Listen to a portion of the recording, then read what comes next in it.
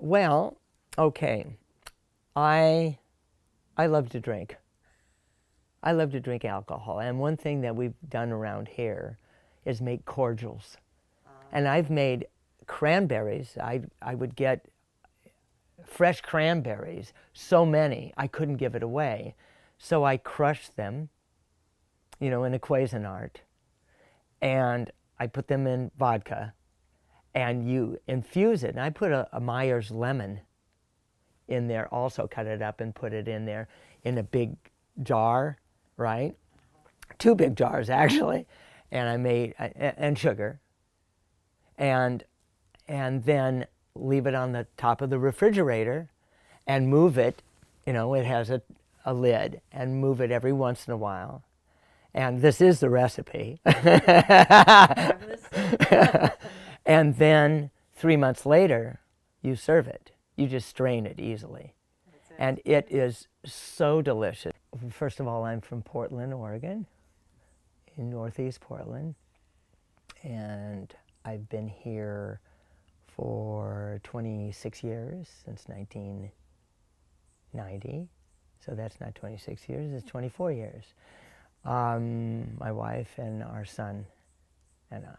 For the purpose of this video, my title is Gleaner. Gleaning has a long tradition.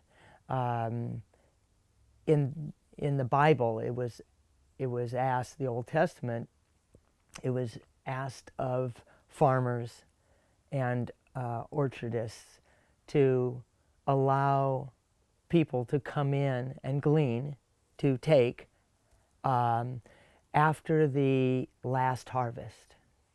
And so instead of spoilage, instead of the fruit or the vegetables going to waste, that people could collect. And it was a very spiritual thing to do, and a cooperative thing to do. What I do with one natural foods grocery store, I've been going every Monday, Wednesday, Friday morning. I'm retired, a retired middle school, high school teacher, special ed. Also, my wife and I are living in co-housing at Columbia Eco Village in Northeast Portland.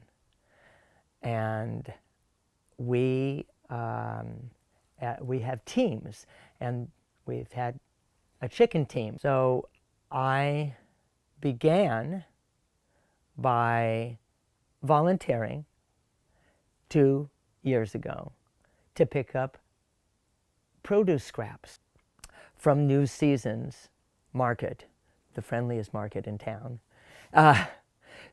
And I made arrangements, and they said they are very aggressive giving away, donating. And they have gleaners every day, Monday through Sunday, that come. They asked me, they have an abundance of bread. Bread is probably the one food that if they don't sell it day old, and they don't at this grocery store, then they have these barrels of bread. I started just picking up bread. And then they asked me, well, what about the perishables? We have a lot of that. Can you take that? Anything any food, packaged food, that requires refrigeration. And so perishable groceries, PGs, are in the walk-in cooler. And so they'd ask me to take that, or they'd ask me to take vegetables, especially during the growing season, or frozen. One time I got, and this is not too long ago, well, it was last November, December, I got 40 half-gallons of pumpkin ice cream of three different kinds. It was, and otherwise they would toss it. I have a truck. Yeah, I have a 1982 Datsun by Nissan diesel mini pickup truck. It's cold enough, and I can store it. Well, I gave it away pretty quickly. All I do is make these phone calls of food kitchens, food banks from various organizations locally. And so it's perishables, perishable groceries, bread, produce, packaged foods in groceries, and of course the bread. I happen to have my delivery route, and so I have a regular Monday delivery, one delivery on Monday, 3 on Wednesday, an alternate on Wednesday also, and 2 on Friday. And then the alternate days, Tuesdays, Thursdays, and Saturdays, there is a food bank which gets food from the Oregon Food Bank, but it's an EMO, an Ecumenical Ministries of Oregon Food Bank, called the Northeast Emergency Food Program. And I know the people, of course. I've gotten to know the people, the staff there, very, very well. And I deliver anything I cannot give away on Monday, Wednesday, Friday morning, I can take to them, which I did yesterday. On Monday, I go to the Native American Youth Association here in Northeast Portland, very close by. They have a school, an adult services,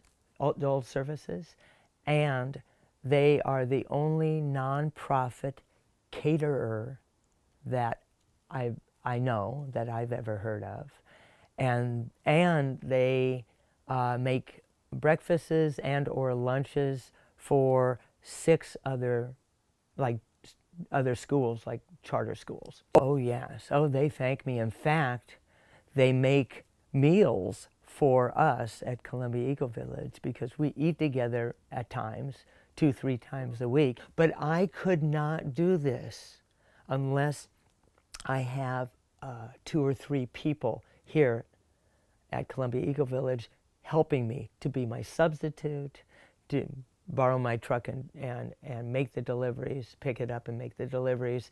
If I'm sick, which thank goodness I'm rarely sick, but if I'm away, out of town, more than you know, like on Fridays, more than I realized, I believe, when I began this.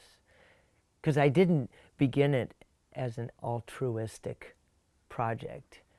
I began it because, like I explained before, just to get organic produce scraps for our chickens. I get to know the staff and the program, which I'm so very interested.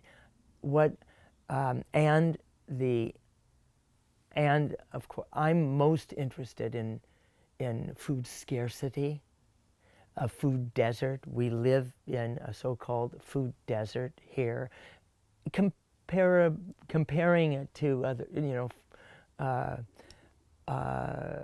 it's a low-income area, but of course compared to countries that are very, very poor, it's relative poverty, but still it is. And so I'm interested in the homeless issue here, and I'm involved in some ways with it. On Fridays, I've been taking the gleaned food from New Seasons to Dignity Village. This is identifying just in any local area a need in many, the organizations, the agencies, the schools that participate, the churches, because there are 2 churches that I deliver to in addition. What is the old expression? You act globally and live, or think globally and act locally. Yes. Yeah. So I really believe in that.